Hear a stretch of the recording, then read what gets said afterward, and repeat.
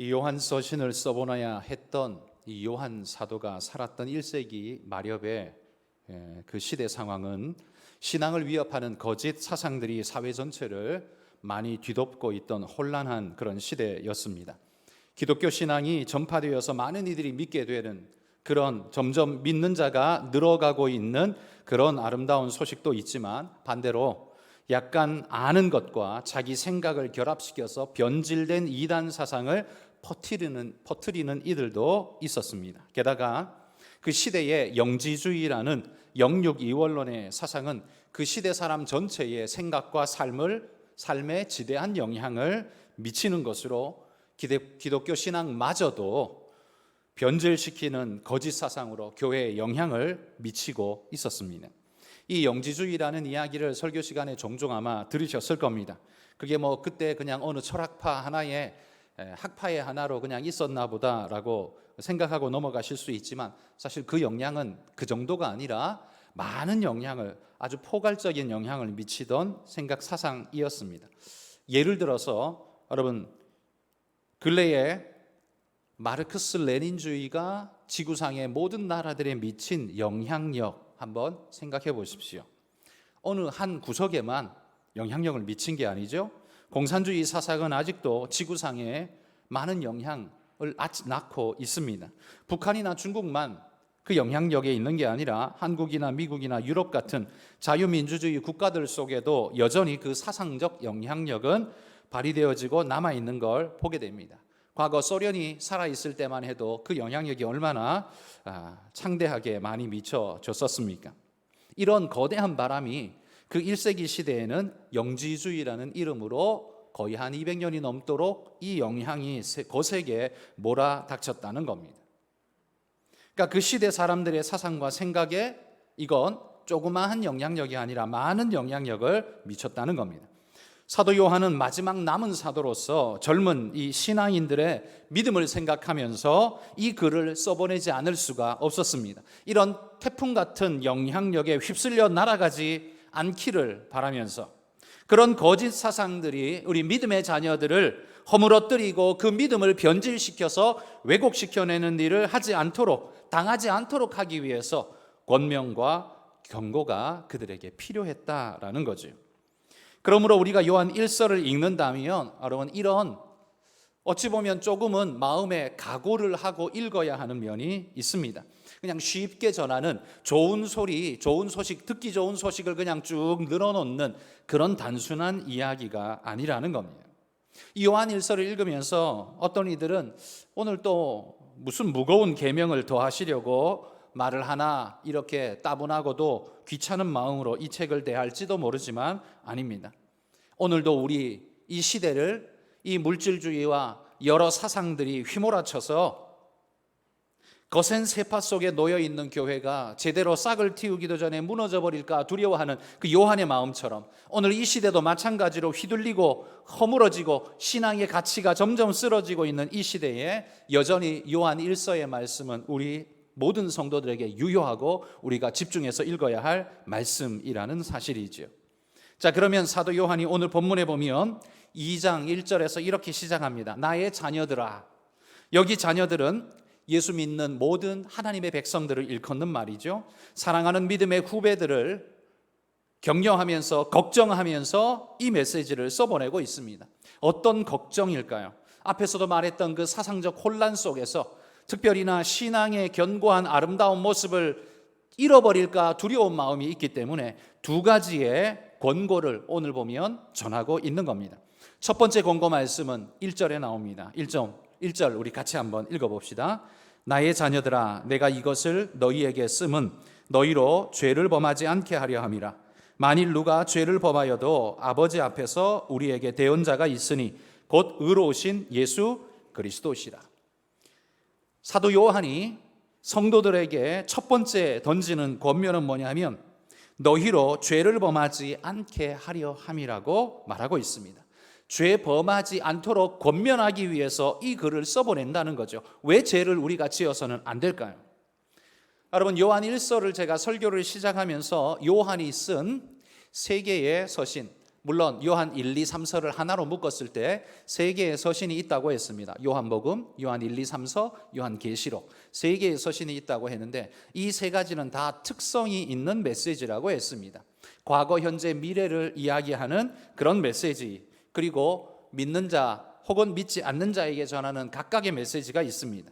요한복음은요, 믿지 않는 자들로 하여금 예수님을 소개하며 믿게 하도록 하기 위해서 쓴 것입니다. 그래서 요한복음의 목적은 믿고 구원 얻으라, 이게 요한복음의 목적입니다. 그런데 요한 1서의 목적은 좀 다릅니다. 요한 1서의 서신 대상자는 안 믿는 사람에게 써보낸 게 아니라 예수 믿는, 여기 말하는 나의 자녀들아 라고 말하는 예수 믿는 이들, 교회 다니는 성도들, 그들을 향해 썼다는 거죠.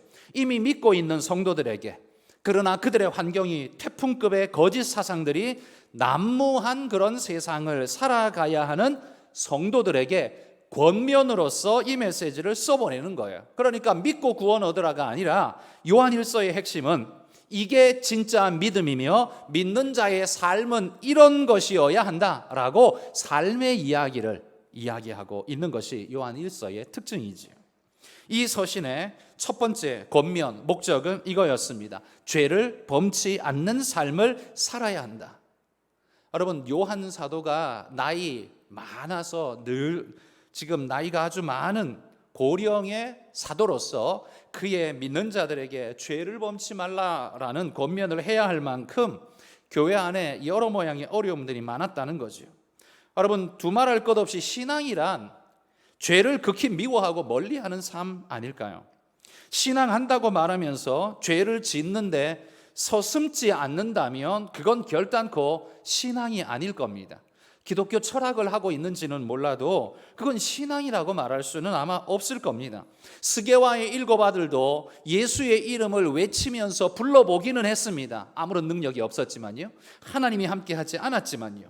그런 것처럼 우리에게 있어서 신앙한다고 하면서 죄를 미워하지 않고 죄를 거부하지 않고 죄 짓는데 서슴이 없고 양심의 꺼리낌이 전혀 없다면 그 사람은 신앙인이라고 볼 수가 아마 없을 겁니다. 여러분, 성도들은 우리가 함께 예배하고 함께 이 자리에 앉아 있기 때문에 같은 성도라고 할지 모르지만 성도 중에는 진짜 성도가 있고 가짜 성도가 있습니다. 진짜 성도가 된 사람이 있고 아직 되어지려고 몸부림하는 사람이 있습니다. 그래서 아직 미진한 자들을, 그들의 모습을 보면서, 아직 미진한 그 모습을 보면서 저 김 집사님도 하니까 나도 뭐 그렇게 해도 되겠네 라는 식으로 우리의 기준으로 삼으면 안 됩니다. 여러분, 같은 성도라 할지라도 우리의 기준은 어디에 삼아야 돼요? 사람이 아니라 하나님 말씀이죠. 그리고 그 말씀을 제대로 따르고 섬기려고 하는 성도들을 우리는 모범으로 삼고 나도 저렇게 하나님 앞에 서야지라는 마음으로 바른 기준을 가지고 살려고 우리 그리스도인들은 바로 서야 합니다. 저 집사도 그렇고 저 집사도 그렇고 누구도 그렇고 누구도 그런데 왜 나만 왜? 여러분, 이 생각은 유치한 생각 아니겠습니까? 여러분, 기준을 그렇게 아무데나 잡아서는 안 됩니다. 기준을 아무데나 잡는 사람들의 특징은 확실하죠? 아무 생각이 없다는 겁니다. 거기에 대한 별로 생각이 없기 때문에 그냥 아무렇게나 기준을 잡는 겁니다. 그러나 우리가 말씀의 기준이 분명한 사람이라면 아무나를 보고 결코 따라가지는 않을 겁니다. 여러분, 우리가 아무나 스승으로 삼지 않잖아요. 스승을 삼는다는 건 존경과 모범을 담보하는 것입니다. 그렇다면 신앙한다면서 아무렇게나 사는 사람들은 신앙을 사회 스승보다 못한 것으로 여기고 있기 때문에 혹 그런 건 아닐까요? 세상보다 중요하고 큰 말씀이라고 생각지 않고 그냥 주일날은 교회에 그냥 이야기 듣고 세상에 나가면 세상대로 사는 거지 뭐, 이렇게 생각한다면 신앙이 별것 아니라고 생각하고 있는 것 아닐까요? 여러분, 교회 안에는 신앙의 모델이 되는 큰 어른이 꼭 필요합니다. 여기 큰 어른이라고 해서 꼭 나이가 많아야 한다는 건 아닙니다. 신앙의 모델이 될 만한 좋은 분이 꼭 필요하다라는 거죠. 큰 바위 얼굴이 되어주는 누군가가 꼭 필요합니다. 큰 바위 얼굴, 우리가 그 나다니엘 호손이 쓴 그 큰 바위 얼굴의 글을 읽을 때마다 이렇게 마음에 도전이 되지요. 그 어니스트라는 아이가 그 큰 바위 얼굴을 보면서 그 마을에 내려오는 전설을 듣고 누가 저 큰바위 얼굴일까? 누가 저 사람일까? 기대하면서 자라났는데 알고 보니까 결국 자신이 그 모습으로 자라나서 아름답고 큰 인물이 되어졌다는 이야기 아닙니까? 여러분, 그 이야기에 보면 그 소녀는 내가 큰바위 얼굴이야, 나는 사람들에게 존경과 뭘 얻기 위해 큰바위 얼굴이 돼야 돼, 이렇게 생각하지 않았습니다. 자기는 전혀 거기하고 상관없이 그냥 큰바위 얼굴을 보면서 모델로 삼고 어떻게 바른 모습으로 살아야 할지를 생각하며 그 길을 따라갔습니다. 그랬더니만 큰바위 얼굴 모습이 되어 버렸습니다. 우리가 예수 그리스도를 우리의 모델로, 성경을 우리의 모델로 삼고 살아갈 때 남들이 다 존경하는 그런 사람이 돼야지. 여러분, 이건 어릴 때 뭐 이럴 수 있지만 사실 이건 되게 자기중심적인 이야기 아닙니까? 그렇게 한다고 해서 그렇게 되는 게 아닙니다. 그렇게 되고자 한다면 그런 생각을 아예 버리고 우리가 머릿속에 가져야 할 생각은 오롯이 말씀대로, 나는 말씀대로만 살겠습니다, 사람들이 뭐라고 하든 나는 말씀대로만 살겠습니다 라는 길을 꿋꿋이 여러분이 가신다면 반드시 시간이 지난 이후에 많은 사람들이 여러분을 보며 큰바위 얼굴 같다라고 이야기하게 될 것입니다. 저희는 우리 교회에도 이런 훌륭한 모델이 되는 큰 어른들이 계신다고 저는 그렇게 봅니다.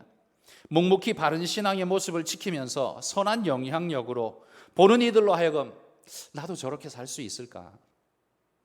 나도 저 나이 때쯤 되면 저런 깊이가 있고 저런 인격의 덕성이 살아있고 신앙의 기품이 있는 저 모습으로 나도 저런 영향력, 영적인 그런 아름다운 모습을 펼쳐 보이는 그런 모습으로 나도 살아가고 있을까? 이런 생각 여러분 혹시 해보십니까? 여러분, 그런 분들이 우리 안에 많다면 그건 우리 교회의 복입니다. 저는 그런 분들이 우리 안에 여러분 계시다는 사실을 저는 알고 있습니다. 제가 보면서도 그런 생각이 들어요. 나도 저럴 수 있을까? 내가 한 20년 후에 나도 저럴 수 있을까? 이런 생각이 듭니다. 목사이기 때문에 사람들이 그냥 목사니까라고 하지만 사실 제 마음속에는 제 스스로의 고뇌도 큽니다. 목사이기 때문에 더 무겁지 않겠습니까? 내가 목사인데 진짜 목사로서 주님 닮은 어떤 모습으로 사람들에게도 정말 저런 아름다운 모습으로 나도 그렇게 해야 될 텐데 나는 정말 잘할 수 있을까라는 생각 정말 많이 하게 된다는 겁니다.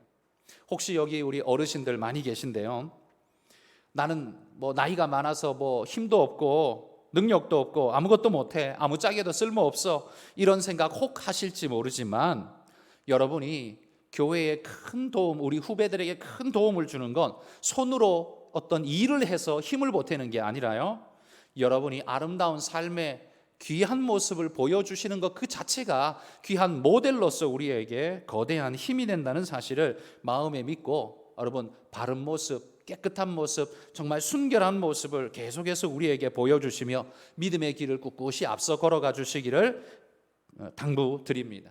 저는 그런 분들이 우리 교회 안에 여럿 있음을 압니다. 그런 분들이 있기에 우리 교회는 복이 된다고 믿습니다. 여러분, 우리 모두가 그런 정말 존경 유발자들, 그 모습을 닮아가는 이들이 될 수 있기를 소망합니다. 우리 교인들 모두가 묵직한 어른이 돼야 할 것입니다. 이 서신의 첫 번째 명령은 범죄치 말라였습니다. 한국 교회가 오늘 무너진 이유가 뭡니까? 죄를 심상히 여기기 때문 아닐까요?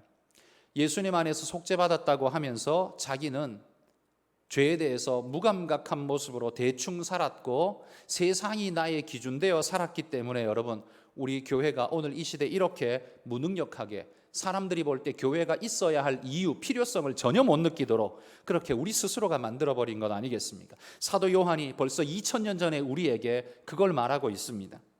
너희는 죄를 범하지 말아야 할 것이라.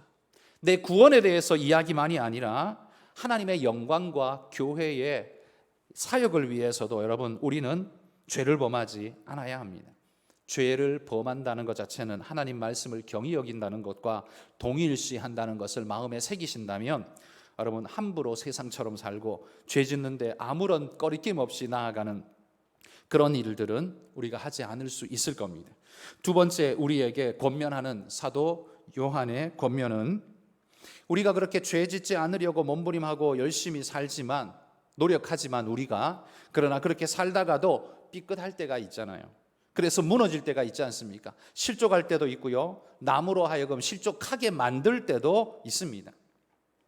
그럴 때에 오늘 본문이 1절 하반부에 이렇게 말합니다. 죄로 인해 낭망하지 않게 하려 함이라고 말합니다. 죄로 인해 낭망하지 마라 라는 거예요. 만일 누가 죄를 범하여도 아버지 앞에서 우리의 대언자가 있으니 예수 그리스도가 계시다, 걱정하지 마라, 이 말씀을 지금 하고 있다는 거예요. 신앙인이라면 당연히 죄를 멀리하고 죄를 미워해야 합니다. 그런데 아담의 원죄, 죄성이 우리 안에 들어와 있고 인간의 본질이 욕망과 함께 딜이 얽혀 있기 때문에 아무리 예수 믿고 말씀대로 살려고 몸부림해도 이 죄성이 우리를 놓아주지를 않습니다. 여전히 영향력이 미치고 있는 것 어쩔 수가 없습니다. 그래서 무너지고 쓰러질 때가 있죠. 여러분, 그때에 우리는 좌절하고 나 같은 것이 무엇, 내가 예수 믿는다고 나 같은 게 뭐 하면서 여러분 낙심하고 떠나버리시지 마시기 바랍니다. 오늘 사도 요한은 우리에게 우리가 그렇게 무너질 줄 알고 있습니다. 그럼 그래도 된다는 말이 아니라 연약한 우리의 죄성이 우리를 지배하고 있음을 알기 때문입니다. 그러나 그런 우리의 허물을 예수 그리스도께서 알고 덮으시고 구원하고 계신다는 사실을 잊어버리지 말라고 권면하고 있는 거죠. 여러분, 이 땅을 예수 믿고 살면 좀 완전하게 깨끗할 수 있으면 좋겠는데 그러지 못하죠. 그런데 우리 교단 중에 웨슬리의 신학을 따르는 감리교나 성결교나 이런 교단들에는요, 완전 성화라는 이런 그들의 믿음이 있습니다. 완전 성화. 이게 뭐냐 하면 예수 믿고 이 땅을 살면서 살아가다 보면, 예수 믿음이 점점 성장하다 보면 어느 순간 죄를 짓지 않는 완전 성화의 단계에 이를 수 있다라는 그런 믿음이 그들에겐 있습니다. 이 땅에 있는 동안 죄를 짓지 않고 더 이상 우리가 하나님 앞에 완전한 성화의 모습, 아름다운 모습을 보일 수 있다라고 말하는 게 그 웨슬리의 주장입니다. 그래서 독려하는 거죠. 그를 되찾을 수 있다, 해라. 그게 감리교적인 특징 아닙니까? 우리를 독려하는 데는 아주 유익한 어떤 면이 있습니다. 그런데 정말 이 시대에 교회에 신앙생활 하면서, 여기도 70년, 80년 신앙생활 하신 분들이 많이 계시는 줄 아는데 정말 여전히 죄가 내 안에서 살아 움직이는 걸 보지 않으십니까?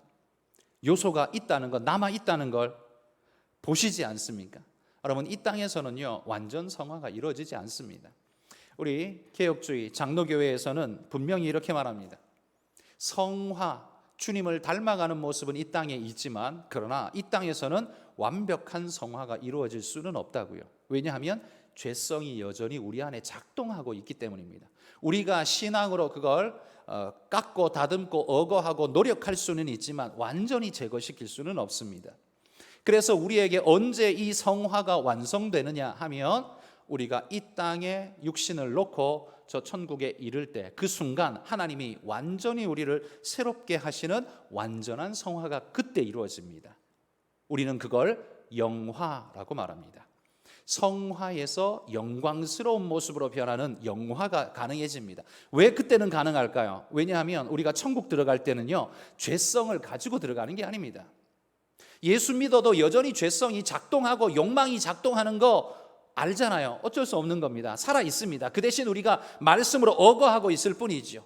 그러나 이게 완벽할 수는 없어요. 근데 그게 언제 완벽하게 되느냐? 우리가 천국에 딱 들어가는 순간 죄성은 완전히 사라지고 하나님께서 우리를 온전한 모습으로 천국에 받으시기 때문에요, 그때 우리는 완전한 영화가 이루어지는 거예요. 그래서 우리의 완성은 이 땅에서 이루어지는 게 아니라 저 천국에서 이루어지는 겁니다. 단 이 땅에서는 주님을 닮은 모습으로 거룩을 향해 달려가는 매진하는 노력이 우리에게 반드시 있어야 한다는 거죠. 그거 성화가 우리에게 반드시 필요하다는 거예요. 저는 감리교나 이 성결교나 이 웨슬리의 신앙을 따르는 이들이 이런 성화를 위해 무던히도 노력하고 달려가는 모습에는 저는 얼마든지 박수를 쳐드리고 싶습니다. 우리도 그걸 닮아야 해요. 노력해야 합니다. 그러나 지상에서 완성될 수 있다라는 말은 뒤집어 놓고 보면 그 일을 이루지 못한 사람에게는 끝없는 절망을 안겨주는 소리가 될 수 있습니다. 나는 지금 40년을 예수 믿었는데 어떻게 이 모양, 아직도 이 모양이지? 나는 70년을 예수 믿었는데 어떻게 나는 이 모양이지? 라는 절망이 올 수 있다는 거예요. 그런데 사도 요한은 오늘 이렇게 말하는 거예요. 만일 누가 죄를 범하여도 아버지 앞에서 우리에게 대언자가 있으니 예수 그리스도시라. 걱정하지 말라라고 우리를 권면해주고 있다는 겁니다. 완전 성화가 네가 그걸 이루지 못하는 것처럼 보인다 할지라도 걱정하지 마라. 너의 죄에 대해서는 우리 주님이 다 갚으셨다라는 거예요. 그래서 여러분, 이런 완전 성화의 이야기가 우리에게 정말 현실이라면 그리스도인인 우리가 무너지고 쓰러질 때마다 우리는 절망에 떨어질 수밖에 없을 겁니다. 나는 왜 이 모양일까? 그죠? 그리스도에게서 나는 끊어진 것 아닐까? 지옥에 떨어질 것 아닐까라는 두려움에 사로잡힐 겁니다. 그러나 사도 요한은 그렇게 생각하지 말라라고 말하는 거예요. 여러분, 머릿속에 한번 이 그림을 상상해 보십시오. 우리의 대언자 예수 그리스도, 하나님의 보좌 앞에 우리가 갔습니다. 근데 사탄이 우리의 죄목을 낱낱이 고발하면서 하나님 보십시오, 저 정재호는 목사라고 하면서 몇 날 며칠에 이런 죄를 짓고 몇 날 몇 시에 이 죄를 짓고 또 말로는 입으로는 이렇게 이야기하고 저렇게 이야기하면서 자기는 뭐 괜찮은 척하지만 수도 없는 죄를 지은 걸 보십시오. 사탄은 이렇게 고발한다는 거예요. 그때 여러분, 우리는 어떨까요? 마음이, 우리는 얼굴에 부끄러움과 눈물을 하염없이 쏟으며 두려움에 아마 떨 수밖에 없을 겁니다. 왜냐하면 이게 사실이니까요. 그러나 그 순간 우리 주님이 나오시면서 이렇게 말씀하신다는 거예요. 그의 모든 죄는 사실입니다. 그렇지만 그의 모든 죄를 위해서 내가 십자가에 못 박혀 죽지 않았습니까? 그의 죄값은 내 피로 갚았고 그는 나의 의를 덧입어 지금 의로운 자가 되었습니다. 하나님, 그 죄값 내가 짊어지고 모든 죄값을 갚았는데 다시 그 죄로 인해 죄값을 물게 하는 것 불당합니다. 그는 의로운 자입니다. 주님이 그렇게 우리를 위해 말씀해 주신다는 겁니다. 그러니 너희는 두려워하지 말라라는 겁니다. 열심히 주님 따라 살려고 몸부림하다가, 죄짓지 않고 하나님 따라 살려고 몸부림하다가 삐끗해서 무너졌을 때 낙심하지 말라는 거예요. 정죄하지도 말고 낙심하지 말라는 거예요. 주님이 우리를 건져내신다는 겁니다. 우리를 위해 구원하시는 주님이 우리를 위해 모든 것을 베풀어 주신다는 거예요. 그러나 이 말을 우리가 잘못 들으면 안 됩니다. 오해하면 안 되는 것이 그러면 마음대로 죄 지어도 되겠네, 주님이 다 용서하셨으면 이제부터 나는 뭐 무슨 죄를 지어도 상관없겠네, 그런 의미가 아닙니다. 이런 식으로 생각하는 곡해한 사람들이 있었는데 그게 바로 영지주의적인 신앙을 했던 요한 시대의 사람들이었습니다. 이들은 영적 지식을 소유하면 영혼은 구원을 받고 육체는 사실 이거는 어차피 썩어 없어질 거기 때문에 이 원래 죄덩어리이기 때문에 이거하고는 상관없어, 육신으로 죄를 얼마나 짓든지 내 영혼이 구원받으면 상관없는 거야, 만사 오케이, 그렇게 외쳤던 사람들이 영지주의자들이었습니다. 그래서 자기들은 구원 얻지만 육신으로는 더러운 죄를 함부로 막 짓는 그런 자들이었습니다. 자기 입으로는 구원과 깨끗함을 이야기하는데 삶은 아주 더러운, 그게 그들의 모습이었다는 거예요. 여러분, 세상 사람들이 교인들을 볼 때, 교회 우리들을 볼 때 혹시 이런 모습은 아닐까요? 바로 우리는 이 부분을 돌아봐야 합니다. 이건 정상적이고도 거룩한 모습이 절대로 아닙니다. 이건 좋은 모습이 결코 아니에요. 기독교 신앙을 영지주의식으로 하는 자들이 있었기 때문에, 지금도 그 영향이 미치기 때문에 그들은 삶의 행실을 더럽게 하면서도 전혀 죄의식을 갖지 않을 수 있었던 겁니다. 그래서 사도 요한이 답답했습니다. 안타까웠습니다. 그들의 거짓된 이해와 삶의 태도는 사도의 근심이 되고 걱정이 되었습니다. 그래서 성도들이 이런 잘못된 길을 따라갈까 봐, 이런 모습을 닮을까 봐 근심이 되어서 이 글을 지금 써보내는 겁니다. 그래서 삶에 대한 이야기를 그렇게도 많이 하고 있는 거예요. 영지주의자들이 그 영적 지식을 소유하면 영원한 구원에 이른다고 믿었던 영적 지식, 이게 기독교하고 짬뽕이 되면서 어떻게 해요? 그 영적 지식은 예수 그리스도, 그래, 예수라는 지식을 얻으면 나는 영원히 구원 얻었어, 육체는 뭐 내버려도 그건 뭐 어떻게 되든가 말든가, 이런 식이 되면 정말 잘못된 거죠. 그래서 영적 지식이란 것, 하나님을 안다는 것, 이거에 대해서 오늘 3절부터 6절까지는 사도 요한이 하나님을 안다는 게 무엇인지에 대해서 우리에게 이렇게 설명합니다. 너희들이 하나님을 안다면 어떻게 살아야 하고 어떤 모습이 나타나야 하는지를 설명하는 겁니다. 3절 같이 한번 읽어봅시다. 우리가 그의 계명을 지키면 이로써 우리가 그를 아는 줄로 알 것이요. 우리가 그를 안다. 여기서 그는 하나님을 말하는 겁니다. 예수님, 하나님을 안다는 것이 어떻게 확증될 수 있다고요? 우리가 그의 계명을 지키면 이로써 우리가 그를 아는 줄로 알 것이요. 우리가 안다는 확증이 어떻게 나타나느냐 하면 그의 계명을 지키면 그렇게 된다는 겁니다. 그러면 계명을 지키면 우리가 하나님을 알고 구원에 이른 자가 돼. 그러면 사도 요한은 지금 행위율법을 강조하는 건가 생각될 수도 있지만 그런 말이 아닙니다. 그의 계명을 지키는 사람이란 어떤 사람일까요? 이건 그냥 율법에 요만큼 했기 때문에 바리새인들처럼 요만큼 지켜야 돼, 절대로 요만큼은 분명히 지켜야 돼, 이렇게 하는 사람이 아닙니다. 그분의 말씀을 그의 마음 중심에 두고 있기 때문에 그 말씀을 따라 살려고 하는 사람입니다. 그의 가르침과 삶이 옳고 바른 진리임을 알기 때문에 이 말씀을 따라 사는 것이 옳다라고 믿고 확신하는 그런 사람이기 때문에 자기 마음에 녹아져 있기 때문에 그 녹은 말씀을 따라 자기 삶이 나타나도록 하는 것, 그게 바로 계명을 지킨다는 말로 지금 쓰여진 겁니다. 그의 계명을 지키면, 이 말은요 법정적 조건절이 아닙니다. 네가 그 계명 지켰어? 그러면 이거, 이런 식의 법정적 조건절이 아니라 어찌 보면 이건 인식적 조건절이라고 말할 수도 있을 것 같습니다. 그가 그렇게 인식하고 깊이 마음에 새기며 중심으로 그렇게 살고자 하는 마음이 가득하다면 자연스럽게 그 계명을 지키는 삶의 모습이 그에게 나올 수밖에 없다는 거예요. 중심이 그러면 모습이 그렇게 나타날 수밖에 없다는 말이에요. 기독교인들 중에도 그리스도의 말씀대로 살지 않는 이들이 있을 수 있습니다. 옳다는 말이 아니라 존재할 수 있다는 이야기예요.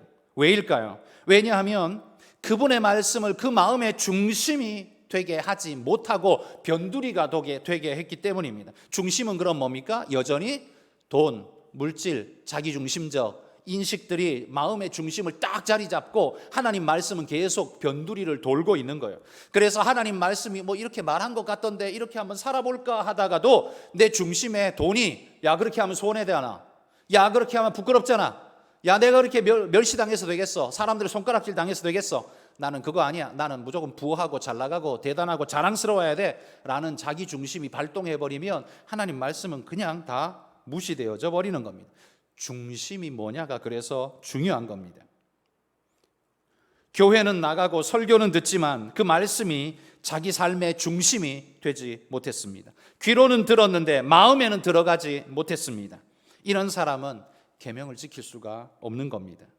지켜지지가 않는 겁니다. 그래서 4절에 보시면요, 4절에 그를 아노라 하고 그의 계명을 지키지 아니하는 자, 그를 아노라 하면서도 그의 계명을 지키지 않는 자는 이라고 말합니다. 이런 사람들은요 주의 말씀을 마음의 중심에 두지 않았다 했습니다. 그의 중심에는 돈이나 자기 명예가 중심이 되어 있죠. 이유는 주님의 말씀을 중심에 두어야 할 가치를 아직 깨닫지 못한 겁니다.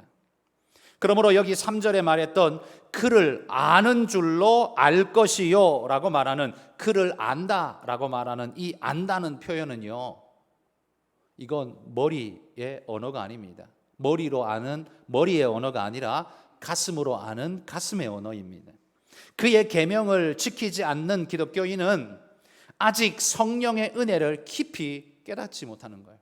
안다는 것은요 수학 공식을 외워서 아는 것, 그런 식이 아닙니다. 신앙에 아는 것, 내 마음이 그 말씀에 녹아지는 겁니다. 이게 아는 거예요. 여러분은 말씀을 알고 계십니까?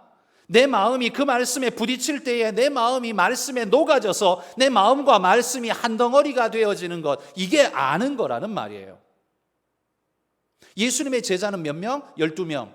이거는 머리의 언어예요. 구원하고 상관없는 머리의 언어이고요. 가슴의 언어, 우리 믿음의 고백이 가슴으로 나와야 한다는 거죠. 그게 바로 말씀이 내 삶에 녹아지고 내 마음에 녹아져서 한 덩어리가 될 때, 그게 진짜 아는 거라는 말입니다. 그 계명을 지키지 않는 기독교인은 아직 성령의 은혜를 마음에 녹아지지 못하고 깨닫지 못했기 때문에 아마 그런 모습일 겁니다. 앞으로 그렇게 되시기를 바라고 되리라고 믿습니다. 그런 시간이 빨리 와야 합니다. 그러나 여러분, 아직 머리 언어로 하나님을 알고 가슴 언어로 알지 못하는 상태로 다 아는 것처럼 설교 그거 뻔하지 여러분 맨날 그런 식으로 생각하고 앉아 있으면 여러분의 마음이 하나님 말씀에 녹아질 수가 없습니다. 하나님 은혜를 갈구하면서 여러분 마음이 하나님 말씀에 녹아질 수 있도록, 가슴의 언어가 될 수 있도록 하나님 앞에 기도하시길 바랍니다. 그게 진짜 신앙이라는 말이에요. 여러분, 그러면 우리의 신앙은 무엇으로 증명되어야 하겠습니까? 5절 말씀을 한번 읽어봅시다. 5절, 누구든지 그의 말씀을 지키는 자는 하나님의 사랑이 참으로 그 속에서 온전하게 되었나니 이로써 우리가 그의 안에 있는 줄을 아노라. 여기 하나님의 사랑이 그 속에서 온전하게 되었다. 여러분, 이 표현에 주목하시기 바랍니다. 이건 하나님의 사랑이 그 사람 속에서 온전히 녹아져서 유효케 되어지고 뿌리내리가 되었다, 이런 의미입니다. 여러분, 우리가 누구와 사랑을 해도요, 사랑이란 게 어느 한쪽 편의 짝사랑을 우리가 온전한 사랑이라고 말하지는 않죠. 사랑의 완성은 쌍방이 서로 사랑의 마음을 주고받을 때 사랑이 완성되어지는 겁니다. 사랑은 서로 그렇게 공유되어지고 함께 쌍방향이 되어야 합니다. 우리를 향하신 주님의 사랑은 시작은 일방이었습니다. 우리가 원수되었을 때에, 우리가 아직 죄인 되었을 때에 우리를 향한 하나님의 일방적 사랑이 쏟아부어졌습니다. 그런데 여러분, 그런 주님을 내가 믿고 깨닫고 받아들이고 난 다음에도 일방일까요? 아닙니다. 시작은 일방이지만 나중은 쌍방이어야 합니다. 그게 그리스도인인 겁니다. 주님이 부어주시는 사랑이 물밀듯이 처음에 밀려오지만 처음에는 모르다가 받아들이고 믿고 나면 그 다음에 어떻게 해요? 내게서부터 주님에게로 사랑이 쏟아져 나가야 합니다.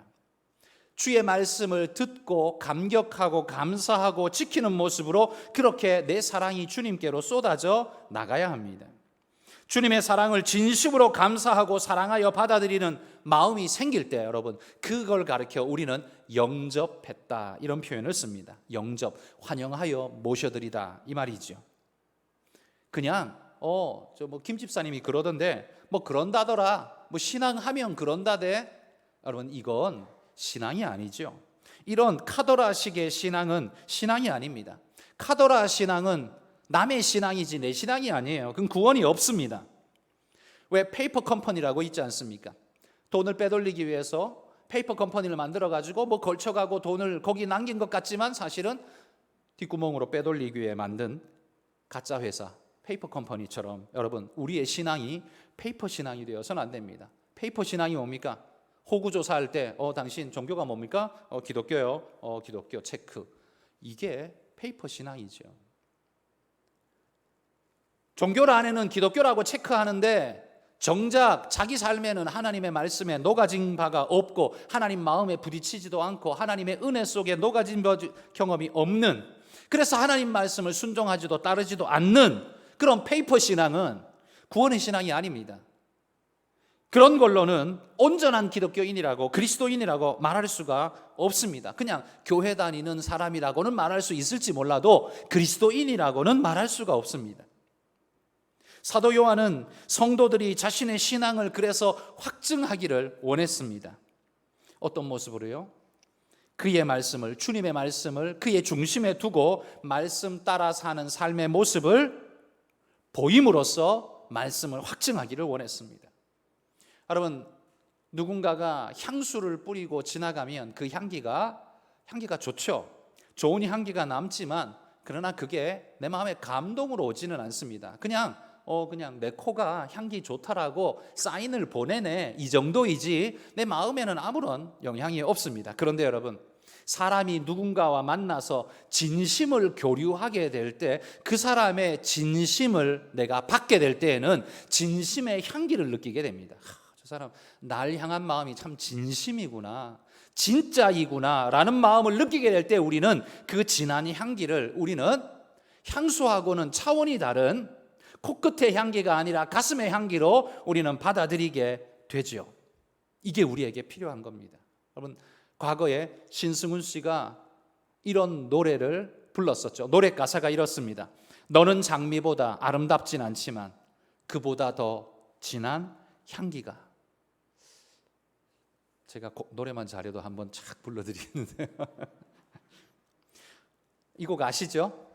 너는 장미보다 아름답진 않지만 그보다 더 진한 향기가 너에게 난다는 거죠. 여러분, 이게 우리 그리스도인이 보여야 할 삶의 모습 아닐까요? 우리는 세상 사람보다 더 아름답지도 않고 더 부유하지도 않고 더 멋지지도 않을지 몰라도 우리 안에서 예수의 향기가 진하게 난다. 적어도 너 안에서는 진심의 향기가 진하게 난다. 다른 모습의, 진짜의 모습의 향기가 난다. 여러분, 이걸 그 사람들이 느끼게 될 때, 여러분, 이걸 느끼는 사람들은 우리를 다 진심으로 대하게 되어 있지 않겠습니까? 우리는 하나님처럼 우리 안에 있는 속 사람의 상태는 잘 모릅니다. 그게 밖으로 나타나야만 알 수 있지 속에 있는 건 몰라요. 그래서 우리가 물 세례를 줄 때도요, 물 세례가 구원이다 이렇게 절대 말하지 않습니다. 근데 물 세례 그럼 왜 줍니까? 하나님이 성령 세례 주신 그것을 온 교회 앞에, 하나님 앞에 드러내며 사인으로 우리는 그에게 물 세례를 줍니다.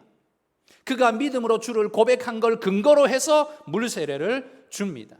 그가 물 세례를 받으면 저 사람이 예수를 주로 고백했구나라고 우리는 인정하게 되죠. 그걸 보니까 알 수 있는 거예요. 그 전에 마음속에 있는 건 모르죠. 믿는지 안 믿는지 어떻게 알겠어요? 그런데 세례라는 예식을 통해서 그가 많은 공회 앞에서 자기를 드러내고 그렇게 확증했기 때문에 우리는 그걸 믿어주는 거예요.